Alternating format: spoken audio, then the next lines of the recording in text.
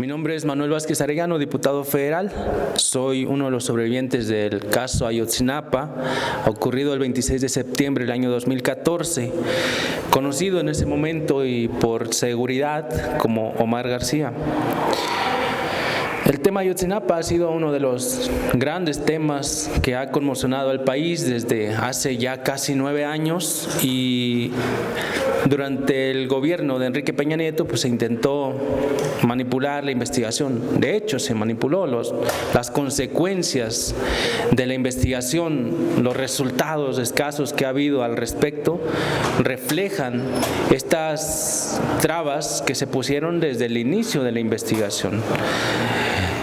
Hoy voy a hablar un poco de la exoneración de José Luis Abarca, el entonces alcalde municipal de Iguala, vinculado y acusado de diversos delitos, preso, pero exonerado recientemente por el juez Samuel Ventura del Tribunal Colegiado 19º Circuito de Matamoros, ubicado en Tamaulipas.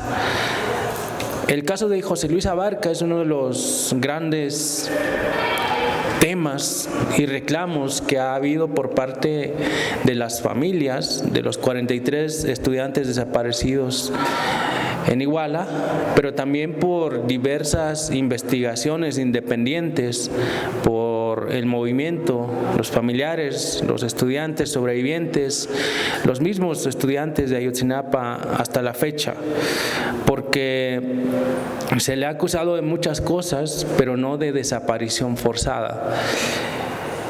Y sobre todo, esto ha tenido como resultado que se le exonere. El pasado miércoles 31 de mayo de este año, el Tribunal Colegiado de Apelación del 19º Circuito de Matamoros, Tamaulipas, confirmó la sentencia absolutoria dictada en septiembre de 2022 por decisión del juez de primera instancia, Samuel Ventura, para la exoneración y liberación de José Luis Abarca, exalcalde de Iguala y uno de los principales señalados por el secuestro, escúchese bien, secuestro, no desaparición forzada, de 43 estudiantes de la Escuela Normal Rural de Ayotzinapa el 26 de septiembre de 2014. Junto a José Luis Abarca también fue exonerado o absuelto Felipe Flores Velázquez, que era el principal responsable de la Policía Municipal de Iguala, junto con otros 18 policías municipales. En el expediente judicial se hace mención que la exoneración procede dado que los implicados fueron detenidos ilegalmente por la entonces Procuraduría General de la República. Al ser definitiva, la Fiscalía General de la República no puede presentar ningún recurso. Veremos si las familias, los abogados, el Centro PRO, la Chinola o alguna otra organización que acompaña a las familias promueve este tipo de amparos, ¿no? Como mencionaba, fueron en esos años, en esos meses en los cuales se tomaron presos no solo a los policías municipales de Iguala, sino también a otras personas implicadas como posibles personas vinculadas al crimen organizado, de los Guerreros Unidos o de los Rojos, que hoy ya suman más de 120 personas liberadas gracias a que la Fiscalía, a que la PGR en aquel tiempo no realizaba de manera adecuada las detenciones, es decir, violaba todo procedimiento, lo hacía de manera ilegal y además sobre muchas de estas personas incurrió en tortura. Esto lo hemos visto en diferentes reportajes, en diferentes investigaciones, incluso videos que fueron ya dados a conocer, en los cuales el mismo Tomás Herón de Lucio, hoy en Israel, presenciaba la tortura de muchos de los presos. Y por supuesto Murillo Karam también daban su venia o se hacían de la vista gorda, no sabemos, pero permitían la tortura sobre muchos de los acusados. Entonces, gracias a todas estas a todos estos actos ilegales, hoy muchos de los acusados están libres. Es el caso de José Luis Abarca en este sentido. Repito, la inconformidad de las familias, de los sobrevivientes que conformamos un colectivo nacional de sobrevivientes del caso Ayotzinapa. Somos más de 20 estudiantes, más de 20 sobrevivientes que seguimos colaborando con la investigación. Recientemente nuestros compañeros, mi persona, hemos sido llamados a la Fiscalía a declarar nuevamente lo que vimos aquella noche. Y hemos tenido que repetir otra vez lo que vimos, lo que presenciamos, nuestras acusaciones formales, legales, hacia policías municipales, hacia funcionarios públicos, hacia militares. En este caso, mi persona, que estuvo junto con 25 compañeros encerrados por el ejército en la Clínica Cristina, sostenemos la acusación hacia José Martínez Crespo, entonces capitán, que llegó esa noche a encerrarnos a todos ahí, a los que estábamos. Y esto lo sostenemos no solo desde nuestro membrete actual, sino desde hace 8 o 9 años, y lo seguiremos sosteniendo en tanto esta institución castrense se niegue a dar toda la información, en la cual algunos de esos elementos, no estamos diciendo que todo el ejército, pero sí algunos de esos elementos participaron en la noche de Iguala. Entonces, el caso de Ayotzinapa sigue siendo, como dije al principio, el caso. El presidente Andrés Manuel López Obrador ha mencionado en repetidas ocasiones que es uno de sus mayores compromisos y que va a resolver, que las investigaciones van a avanzar y va a dar con el paradero de nuestros compañeros. Esperamos que sí, y si no, por lo menos que quede una narrativa creíble y se comience con la judicialización real, las acusaciones sustentadas hacia las personas que incurrieron en la desaparición forzada de nuestros compañeros, para que la siguiente administración ahora sí comience o dé inicio con el tema de la reparación del daño, del castigo a los responsables, de las garantías de no repetición, en este caso de la desaparición forzada de los estudiantes de Ayotzinapa.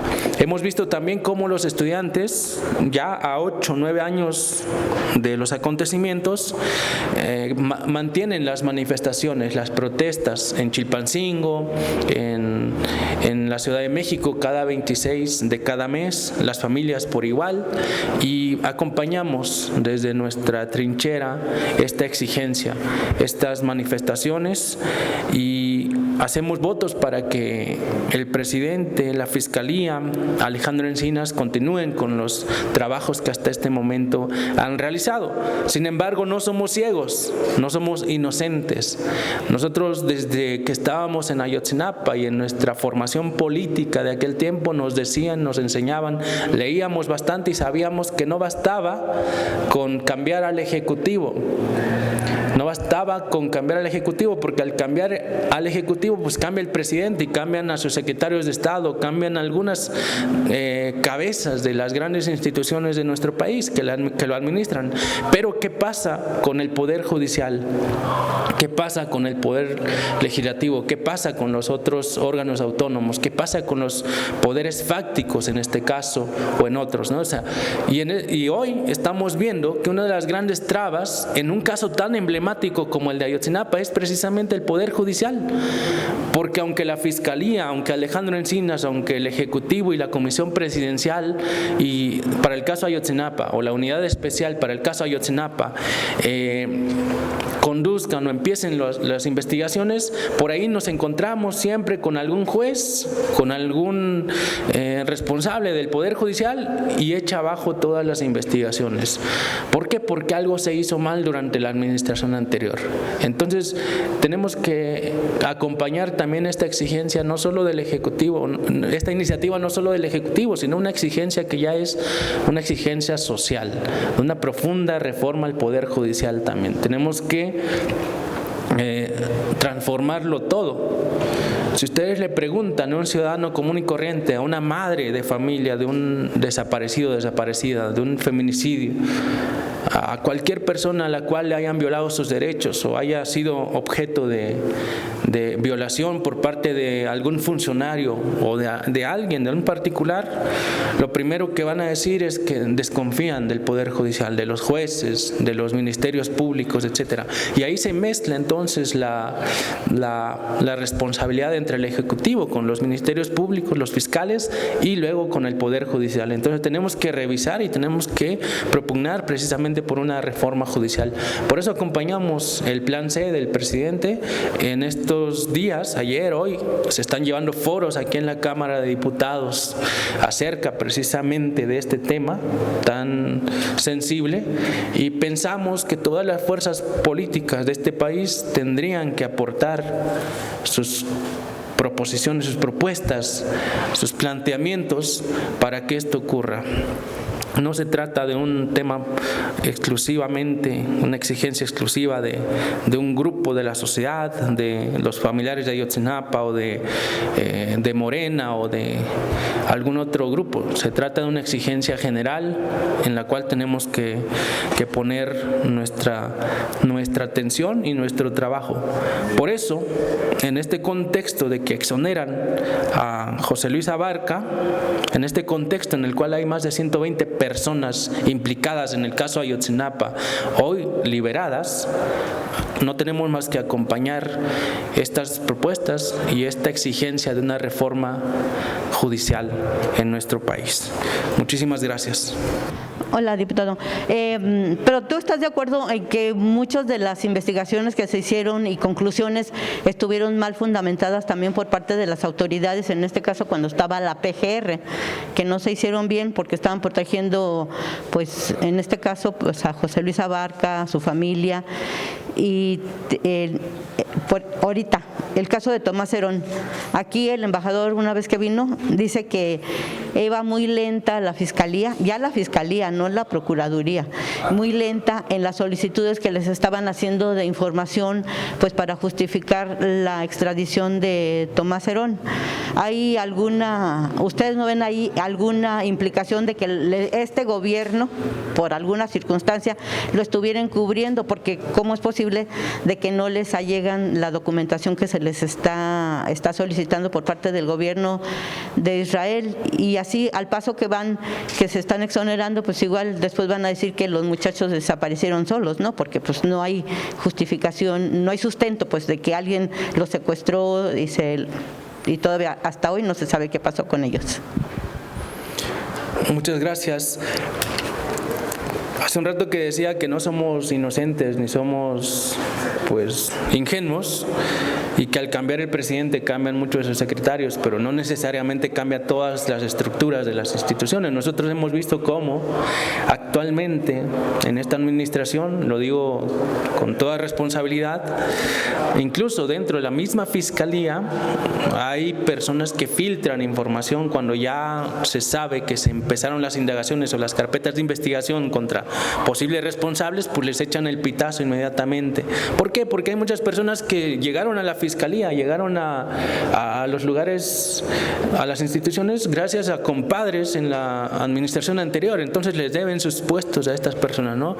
O, no sé, hay un pacto de impunidad ahí que no entendemos todavía, pero que pensamos que se tiene que hablar y se tiene que empezar a ver, ¿no?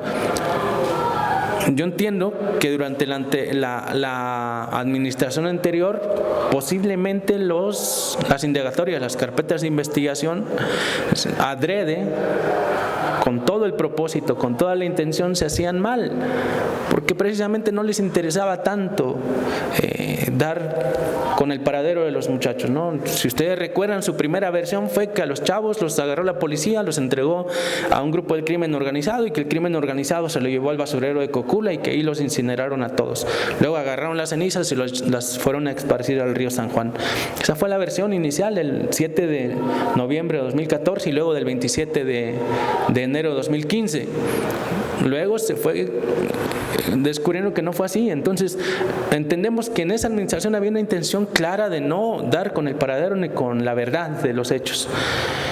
Pero ahora cuando vemos cosas similares por parte de algunos fiscales o ministerios públicos o personas implicadas en la investigación, entendemos que no es adrede. ¿O qué es? Es lo que se preguntan las familias. Yo acompaño esa exigencia. Estamos en una nueva administración, hemos visto una nueva voluntad política, hemos visto el trato a las familias mucho más digno, más cercano, sensible. Pero entonces, ¿qué está pasando? ¿Quiénes son los responsables ahora de que no marchen bien las cosas? O sea, hay una insubordinación por parte de algunas personas en la Fiscalía.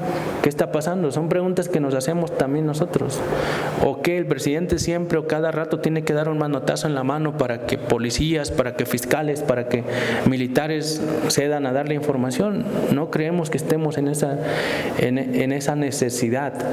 Las autoridades tendrían que colaborar todas, tal como lo señala el decreto del 3 de diciembre de 2018, en el cual se obliga a todas las autoridades a coadyuvar en el caso. La realidad nos dice otra cosa, entonces significa que tenemos que reflexionar mucho sobre esto y tenemos que revisar no solo el Poder Judicial, tendría razón, tendríamos que revisar también algunas otras instituciones. ¿Podría ser que sigan las complicidades o las omisiones o la negligencia, ¿no? Porque cada año que se festeja o que se conmemora esta situación tan lamentable, se dice que van avanzando, pero hasta ahorita no ha habido absolutamente nada nuevo.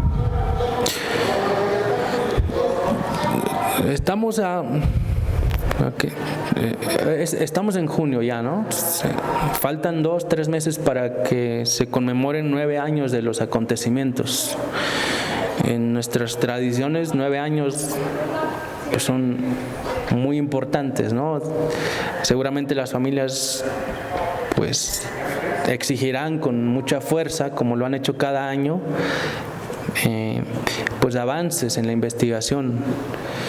Y nosotros acompañaremos esa exigencia. Desde acá, desde la Cámara de Diputados, nos negamos a que se condene las acciones que puedan emprender. Nosotros pensamos que todo acto de protesta, por muy radical que sea, lo haría cualquiera de ustedes ante la falta de un familiar, ante la forma en que se los arrebaten y también ante la falta de una investigación que haya dado resultados ya a 9 años. Entonces, yo espero que sí haya más avances, que haya resultados de lo que pasó aquella noche y que haya castigo a los responsables. En la calle, en los pasillos, en todos lados se dice de todo, ¿no? Se habla de responsables, algunos incluso pretenden responsabilizar a los estudiantes mismos, a quienes dirigíamos en aquel tiempo la normal de Ayotzinapa, pero bueno, yo les invito a los compañeros, compañeras que hacen esto, tanto de organizaciones sociales como egresados de Ayotzinapa, que dirijan su rifle hacia otro lado, porque en nosotros no está la responsabilidad, está en quienes se llevaron a los muchachos, en quienes ordenaron desaparecerlos, y esto implica a funcionarios públicos como a policías y militares. Entonces tenemos que saber quiénes fueron exactamente y a orden de quién. Si fue una orden desde arriba, desde Peña Nieto y su gabinete o sus subordinados, o si fue solamente una facción del ejército, o si fue, tenemos que saber quién exactamente ordenó y accionó aquella noche. Al parecer hay muchas resistencias y ahí donde están las resistencias está la clave entonces de la responsabilidad, pensamos nosotros. Gracias.